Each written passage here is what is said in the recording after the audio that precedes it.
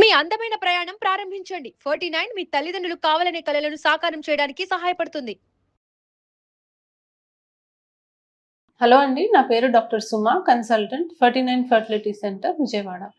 Period ఇర్రెగ్యులర్గా ఉంటే ప్రెగ్నెన్సీకి ప్రాబ్లం అవుతుందా?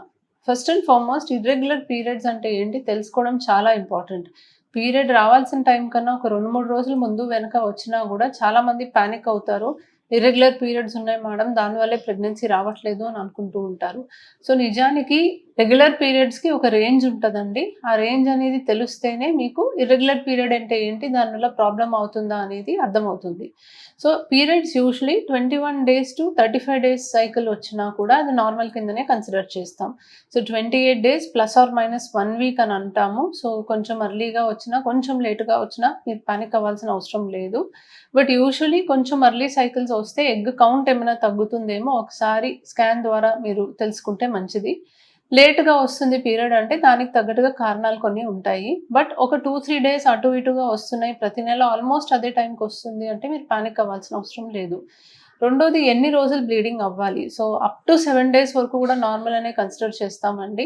7 డేస్ కన్నా ఎక్కువ బ్లీడింగ్ అయినప్పుడు ఓవర్ బ్లీడింగ్ కింద మనం అనుకుంటాము. అండ్ దానివల్ల మనకి ప్రెగ్నెన్సీ రాకపోవడానికి కొన్ని కారణాలు అనేవి ఉంటాయి. So 21 days to 35 days cycle up to 7 days of bleeding is still considered normal. ఒకవేళ ఇర్రెగ్యులర్ పీరియడ్స్ ఉన్నాయి, మరీ ఎర్లీగా వస్తుంది, మరీ లేట్‌గా వస్తుంది అన్నప్పుడు డెఫినెట్లీ దానికి కారణం ఏంటి అనేది తెలుసుకోవాలి. సో కొన్ని హార్మోనల్ ఇంబాలెన్సెస్ అవ్వచ్చు, పీసీఓడి ప్రాబ్లమ్ అవ్వచ్చు, గర్భసంచిలో కొన్ని కణుతుల వల్ల అవ్వచ్చు. సో ఇలా వేరియస్ రీజన్స్‌కి మనకి ఇర్రెగ్యులర్ పీరియడ్స్ ఉండొచ్చు.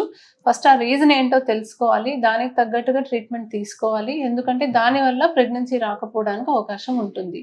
సో థైరాయిడ్ అనే హార్మోన్ ఇర్రెగ్యులర్ అబ్నార్మల్‌గా ఉన్న, ప్రొలాక్టిన్ అబ్నార్మల్‌గా ఉన్న, పీసీఓడి ప్రాబ్లమ్ ఉన్నా, లేకపోతే కొంతమందికి ఇన్ఫెక్షన్స్ వల్ల ఇర్రెగ్యులర్ పీరియడ్ రావచ్చు, ఎండోమెట్రియోసిస్ వల్ల రావచ్చు. సో కారణం ఏంటి అనేది తెలుసుకోవడం ఇంపార్టెంట్. మాక్సిమం ఆ కారణం తెలుసుకొని మనం కరెక్ట్ చేయగలిగితే పీరియడ్స్ రెగ్యులర్గా కూడా వస్తాయి అండ్ ప్రెగ్నెన్సీ వచ్చే ఛాన్స్ కూడా ఇంప్రూవ్ అవుతుంది.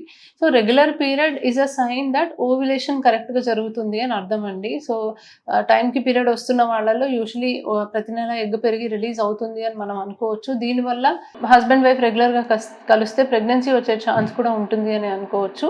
అండ్ రెగ్యులర్ పీరియడ్స్ వచ్చే వాళ్ళలో 1 year వరకు వాళ్ళు న్యాచురల్గా ట్రై చేయొచ్చు అని అంటాం. కానీ ఇర్రెగ్యులర్ పీరియడ్స్ వచ్చినప్పుడు మాత్రం 6 months కన్నా ఎక్కువ మీరు న్యాచురల్గా ట్రై చేయొద్దు. 6 months వరకు ట్రై చేసి ప్రెగ్నెన్సీ రాకపోతే ఒక డాక్టర్ని కన్సల్ట్ అవ్వమని చెప్తాము. సో రెగ్యులర్ సైకిల్స్ ఉన్న వాళ్ళలో డెఫినెట్లీ అది ఫర్టిలిటీకి ఒక ప్లస్ పాయింట్ అనే అనుకోవాలి. ఇర్రెగ్యులర్ సైకిల్స్ ఉన్న వాళ్ళకి డెఫినెట్లీ ఫర్టిలిటీకి అది ఒక మైనస్ అనే చెప్పుకోవాలి. ఆ ఇర్రెగ్యులర్ సైకిల్ కారణం ఏంటో తెలుసుకొని దానికి తగ్గట్టుగా ట్రీట్మెంట్ వాడి ప్రెగ్నెన్సీ వచ్చేలాగా ప్లాన్ చేసుకోవాలి. సో ఒక 6 months వరకు మీరు రెగ్యులర్గా ట్రై చేస్తున్నారు ఇర్రెగ్యులర్ సైకిల్స్ అన్నప్పుడు మీరు ఒకసారి డాక్టర్ని సంప్రదించాలి. చిన్న మెడిసిన్స్తోనే చాలా వరకు మీకు న్యాచురల్గానే ప్రెగ్నెన్సీ వస్తుందండి. ఓన్లీ ఇర్రెగ్యులర్ సైకిల్స్ వల్ల పెద్ద చేయాల్సిన అవసరం లేదు.